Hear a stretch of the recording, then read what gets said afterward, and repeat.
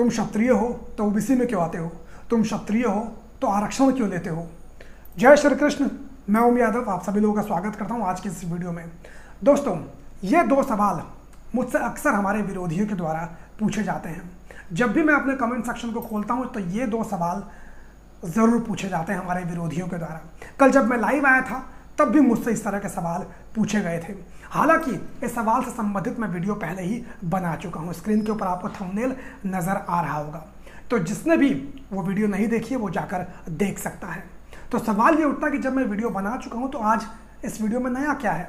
तो मैं आपको बताऊं दोस्तों, आज की इस वीडियो में आप लोगों को यादव ओबीसी में कैसे आए, ओबीसी की उत्पत्ति कैसे हुई और यादव ओबीसी में क्यों आए, इसके पीछे की पूरी कहानी मैं आप लोगों को विस्तार से बताने वाला हूं। तो आप सभी लोगों से मेरा निवेदन रहेगा कि आज की इस वीडियो को पूरा ज़रूर देखिएगा। हो सकता है ये वीडियो थोड़ी सी लंबी हो जाए, लेकिन बड़ी ही ज्ञानवर्धक वीडियो होने वाली है। तो वीडियो पूरा देखिए और शेयर करना बिल्कुल भी मत भूलिएगा। तो दोस्तों, शुरुआत करते हैं एकदम शुरुआत से। जैसा कि आप सभी लोग जानते हैं कि भारत 15 अगस्त 1947 को आज़ाद हो चुका था। अंग्रेज़ों की 200 साल की गुलामी की जंजीरों को तोड़कर हमने इस देश को आज़ाद करवा लिया था। लेकिन कहते हैं कि भारत तो आज़ाद हो चुका था, लेकिन हमारे समाज के अंदर एक खास वर्ग ऐसा था जो अभी तक आज़ाद नहीं हुआ था, जो 200 साल से अधिक हज़ारों साल की गुलामी इसी देश के अंदर सह रहा था।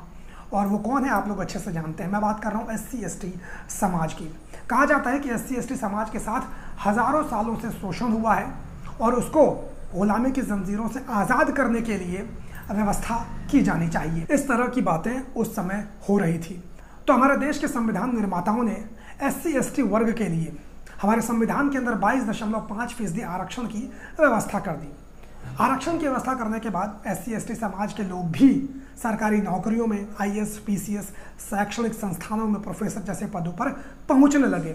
इससे पहले वो लोग उतनी संख्या में नहीं पहुंचते थे। अच्छा, मेरी ये बात सुनने के बाद आप में से बहुत सारे लोग होंगे जो सोच रहे होंगे कि आज मैं दलितों के पक्ष में कैसे बात कर रहा हूँ, मैं तो उनका विरोध करता हूँ।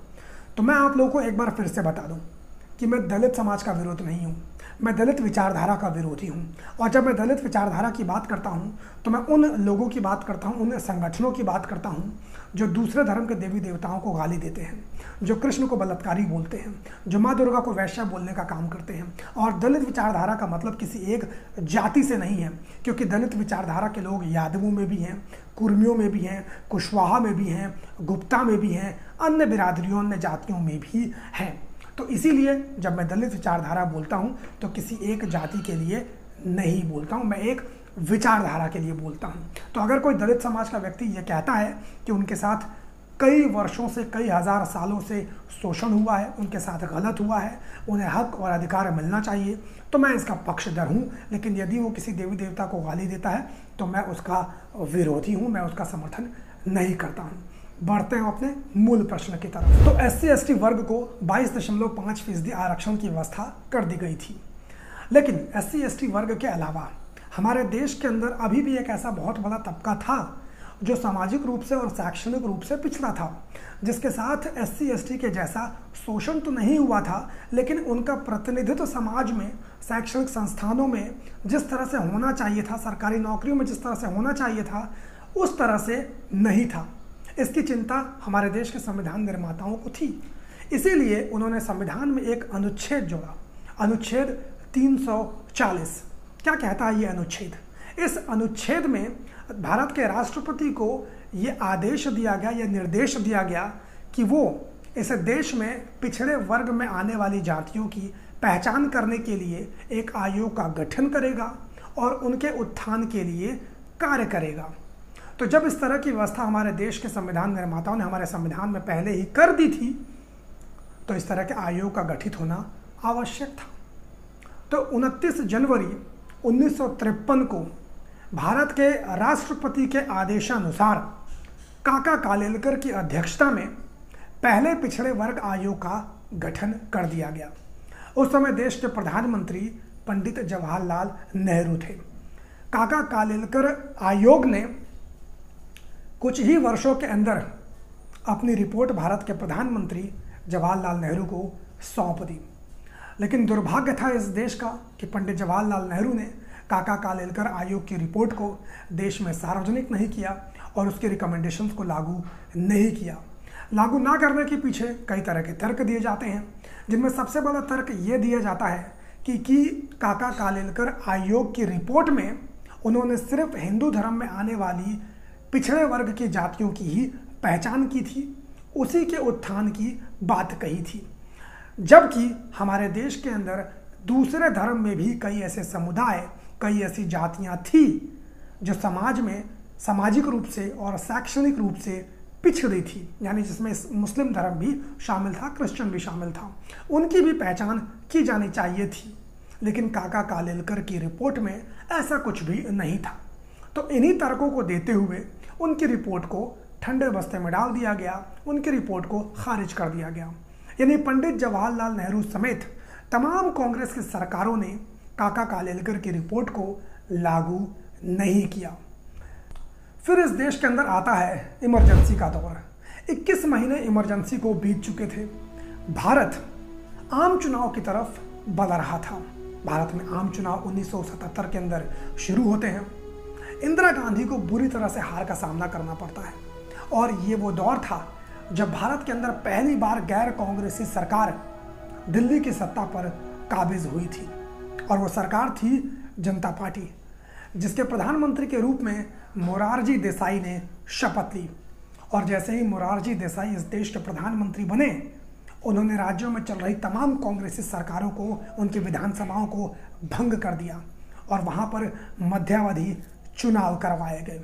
इन चुनावों में एक बार फिर से जनता पार्टी भारी बहुमत से जीत कर आई, जिनमें उत्तर प्रदेश और बिहार मुख्य रूप से थे। और इन प्रदेशों में ऐसे नेता भारी संख्या में जीत कर आए जो पिछड़े वर्ग की राजनीति करते थे। खासतौर पर उत्तर प्रदेश में मुलायम सिंह यादव, बिहार में लालू प्रसाद यादव, रामविलास पासवान, नीतीश कुमार, कर्पूरी ठाकुर जैसे नेता जीत कर आए। बिहार में कर्पूरी ठाकुर को बिहार का मुख्यमंत्री बनाया गया, और जैसे ही बिहार के मुख्यमंत्री के रूप में कर्पूरी ठाकुर बने, कुछ ही वर्षों के भीतर उन्होंने बिहार में पिछड़े वर्ग के लिए 22% आरक्षण की घोषणा कर दी। और जैसे ही कर्पूरी ठाकुर ने पिछड़े वर्ग के लिए 22% आरक्षण की घोषणा की, देश भर के अंदर केंद्र की सरकारी नौकरियों और शैक्षणिक संस्थानों में भी ओबीसी वर्ग के लिए आरक्षण की व्यवस्था की मांग तेज होने लगी। पिछड़े वर्ग आयोग के गठन करने की मांग तेज होने लगी। मोरारजी देसाई सरकार के ऊपर लगातार दबाव बढ़ने लगा। इसी बीच मोरारजी देसाई ने सन 1978 के अंदर बिहार के पूर्व मुख्यमंत्री, मधेपुरा के सांसद, राजा परिवार से आने वाले बीपी मंडल यानी बिंदेश्वरी प्रसाद मंडल की अध्यक्षता में दूसरे पिछड़े वर्ग आयोग का गठन कर दिया। पहला पिछड़ा वर्ग आयोग का गठन 1953 में काका कालेलकर आयोग की अध्यक्षता में कर दिया गया था, और ये दूसरा मौका था जब इस देश के अंदर दूसरे पिछड़े वर्ग आयोग की घोषणा की गई थी, जिसका अध्यक्ष बीपी मंडल साहब को बनाया गया था। यहाँ पर मैं बीपी मंडल साहब के बारे में थोड़ी सी बात आप लोगों से करना चाहूँगा। दोस्तों, बीपी मंडल साहब का जब भी नाम आता है तो दलित विचारधारा के लोग उनको गरीब, दलित, पिछड़ा साबित करने की कोशिश करते हैं, और जब भी उनकी फ़ोटो दिखाते हैं तो इस तरह की फ़ोटो दिखाते हैं, उनकी दूसरी ऐसी फ़ोटो नहीं दिखाते हैं। इसके पीछे उनका सबसे बड़ा कारण ये होता है कि वो लोग ये दिखाने की कोशिश करते हैं कि ओबीसी के लोग भी दलितों की तरह ही गरीब हैं, दलित हैं, पिछड़े हैं, शोषित हैं, वंचित हैं, उनके साथ भी वैसा ही किया गया जैसा कि उनके साथ होता था। लेकिन दोस्तों, मैं आप लोगों को बता दूं कि बीपी मंडल साहब स्वयं एक राजा परिवार से आते थे, एक स्वयं जमींदार परिवार से आते थे, और वो बिहार के पूर्व मुख्यमंत्री रह चुके थे। तो ये जवाब उन लोगों को भी है, उन दलित विचारधारा वालों को भी है जो ये कहते हैं कि तुम क्षत्रिय कैसे हो, तुम्हारे राजा कहाँ हैं, तुम्हारी रियासतें कहाँ हैं, तुम्हारे रजवाड़े कहाँ हैं। तो मैं उन लोगों को बता देना चाहता हूँ कि जिन बीपी मंडल साहब की आप लोग बात करते हो, जिनको आप दलित पिछड़ों का मसीहा बताते हो, वो स्वयं एक राजा परिवार से आते थे, वो स्वयं एक जमींदार परिवार से आते थे। खैर, मैं बीपी मंडल साहब के पूरे जीवन के ऊपर अलग से आप लोगों के लिए एक वीडियो ज़रूर बनाऊंगा। अब बढ़ते हैं अपने आगे की कहानी की तरफ। तो 1978 में बीपी मंडल साहब की अध्यक्षता में पिछड़े वर्ग आयोग का गठन कर दिया गया था, उनको अध्यक्ष बना दिया गया था। बीपी मंडल साहब ने अपना कार्य करना शुरू कर दिया, लेकिन कुछ ही वर्षों के अंदर मोरारजी देसाई की सरकार गिर गई, और एक बार फिर से इस देश के अंदर इंदिरा गांधी प्रचंड बहुमत से जीत कर आ गई। 1980 के अंदर बीपी मंडल साहब ने अपनी रिपोर्ट तत्कालीन गृह मंत्री ज्ञानी जैल सिंह को सौंप दी, लेकिन कांग्रेस की सरकार, या यूँ कहूँ इंदिरा गांधी की सरकार ने बीपी मंडल साहब की रिपोर्ट को ठंडे बस्ते में डाल दिया। उन्होंने ना तो इस रिपोर्ट को सार्वजनिक किया और ना ही इसके रिकमेंडेशंस को लागू किया। यानी ये दूसरा मौका था जब पिछड़े वर्ग आयोग के रिकमेंडेशंस को इस देश के अंदर लागू नहीं किया गया था। इंदिरा गांधी की सरकार लंबे समय तक चली, लेकिन उन्होंने इस रिपोर्ट को लागू नहीं किया। इंदिरा गांधी की मौत के बाद राजीव गांधी इस देश के प्रधानमंत्री बने, लेकिन उन्होंने भी बीपी मंडल की रिपोर्ट को लागू नहीं किया। लेकिन राजीव गांधी की सरकार ज़्यादा दिन तक चलने वाली नहीं थी। उनकी सरकार के ऊपर भ्रष्टाचार के आरोप लगने लगे। राजीव गांधी के ऊपर बोफोर्स की खरीदारी में दलाली के आरोप लगने लगे। बोफोर्स घोटाले में राजीव गांधी का नाम आने लगा। ये पहला मौका था जब भारत के प्रधानमंत्री के ऊपर डायरेक्ट भ्रष्टाचार का आरोप लग रहा था, और ये आरोप लगाने वाले कोई और नहीं, खुद राजीव गांधी सरकार में रक्षा मंत्री रहे वीपी सिंह थे। वीपी सिंह ने राजीव गांधी के ऊपर बोफोर्स खरीदारी में दलाली के आरोप लगाए थे। देश भर में घूम घूम के उन्होंने ये बात देश की जनता को बताने का काम किया, और देखते ही देखते राजीव गांधी के खिलाफ ये एक मुहिम के रूप में शुरू हो गया। देश की जनता ने इसे आंदोलन के रूप में शुरू कर दिया। वीपी सिंह की लोकप्रियता बढ़ने लगी और 1989 के अंदर यानी 1989 के अंदर वीपी सिंह इस देश के प्रधानमंत्री बन गए। नेशनल फ्रंट की इस देश के अंदर सरकार बन गई, जो कि कोalition सरकार थी। और ये पहला ऐसा मौका था जब बीजेपी और लेफ्ट पार्टी एक साथ एक गठबंधन में मौजूद थी। यानी वीपी सिंह की सरकार को बीजेपी वाले भी सपोर्ट कर रहे थे और लेफ्ट पार्टियां भी सपोर्ट कर रही थी। यानी दक्षिणपंथी पार्टी बीजेपी और वामपंथी पार्टी लेफ्ट, जो एकदम अलग अलग विचारधारा की पार्टी हैं, वो दोनों पार्टियां भी वीपी सिंह की सरकार को सपोर्ट कर रही थी। जब इस तरह की सरकारें देश के अंदर चलती हैं तो लाजमी है अस्थिरता होना स्वाभाविक है। वीपी सिंह की सरकार ठीक से नहीं चल रही थी, डामाडोल ही चल रही थी। उनके खिलाफ लगातार कॉन्स्पिरेसी रची जा रही थी। राजनीतिक पंडितों का ऐसा कहना है कि उन्हीं की पार्टी के लोग या उन्हीं के गठबंधन के लोग उनके खिलाफ कॉन्स्पिरेसी यानी षड्यंत्र रच रहे थे, और इसका आभास वीपी सिंह को हो चुका था। तो उन्होंने सोचा कि जाने से पहले कुछ ऐसा किया जाए कि उनका नाम अमर हो जाए, ऐसा राजनीतिक पंडित कहते हैं। दूसरे लोग ये भी कहते हैं कि उनके अंदर पिछड़े वर्ग के लिए काम करने की इच्छा भी थी। तो अब वो समय आने वाला था जो भारत के इतिहास में अमर हो गया, जिसने इस देश की राजनीति की दिशा और दशा को बदल के रख दिया।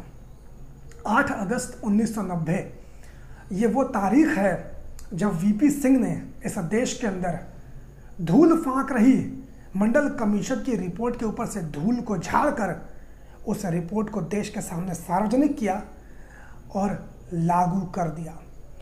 मंडल कमीशन की रिपोर्ट को लागू करने के बाद इस देश के अंदर एक नई जाति और एक नए समाज का उदय हो गया, जिसको नाम दिया गया ओबीसी यानी अदर बैकवर्ड क्लास। यहाँ मैं आपको बता दूं कि अदर बैकवर्ड क्लास है, ना कि अदर बैकवर्ड कास्ट है। बहुत लोग जाति से संबंधित समझ लेते हैं, लेकिन इसमें जाति नहीं, समुदाय है। इसमें एक क्लास को शामिल किया गया था। बीपी मंडल साहब ने इस देश के अंदर 3000 से अधिक जातियों की पहचान की, जिनको पिछड़े वर्ग में शामिल करने की उन्होंने बात की, और इसमें यादवों को भी उन्होंने शामिल किया। यानी यादवों समेत 3000 से अधिक जातियों को ओबीसी का दर्जा मिल गया, और उनको इस देश के अंदर सरकारी नौकरियों में, शैक्षणिक संस्थानों में 27% आरक्षण की व्यवस्था कर दी गई उन सभी लोगों के लिए। तो इस तरह से सन 1990 के अंदर ओबीसी का जन्म होता है। यादव इस प्रकार से ओबीसी में शामिल हो जाते हैं, नहीं तो उससे पहले सभी लोग जनरल में ही शामिल होते थे। तो जो ये लोग कहते हैं कि ओबीसी वाले शूद्र हैं, मैं उन सभी लोगों को बता देना चाहता हूँ कि ओबीसी में किसी जाति को शामिल नहीं किया जाता है, एक क्लास और समुदाय को शामिल किया जाता है। इनमें राजपूत भी आते हैं, राजपूतों के भी कई उपजातियां आती हैं, ब्राह्मणों की भी कई उपजातियां आती हैं। मैंने ऑलरेडी वीडियो आप लोगों के लिए बना रखी है। इसमें मुसलमान धर्म से भी आने वाले कई समुदाय के लोग शामिल हैं, क्रिश्चियंस भी शामिल हैं, यानी कई तरह के लोग इसमें शामिल हैं। तो ये कहना कि ओबीसी वाले शूद्र होते हैं, ये अपने आप में गलत बात है। बीपी मंडल साहब की मंडल कमीशन की रिपोर्ट लागू होने के बाद इस देश के अंदर हालात काफ़ी ज़्यादा बुरी तरह से बिगड़ गए। देश भर के अंदर दंगे होने लगे, देश भर के अंदर आंदोलन होने लगे। उसके बारे में हम लोग ज़्यादा चर्चा नहीं करेंगे क्योंकि वो हमारा मुद्दा नहीं है। तो आज की इस वीडियो में मैंने आपको बताया कि कैसे यादव ओबीसी में शामिल हुए। ये पूरी कहानी, पूरी बातचीत आप लोगों को अच्छी लगी तो इस वीडियो को शेयर ज़रूर कीजिए। आप लोगों से मुलाकात किसी और वीडियो में करेंगे, तब तक के लिए बहुत बहुत धन्यवाद। जय हिंद।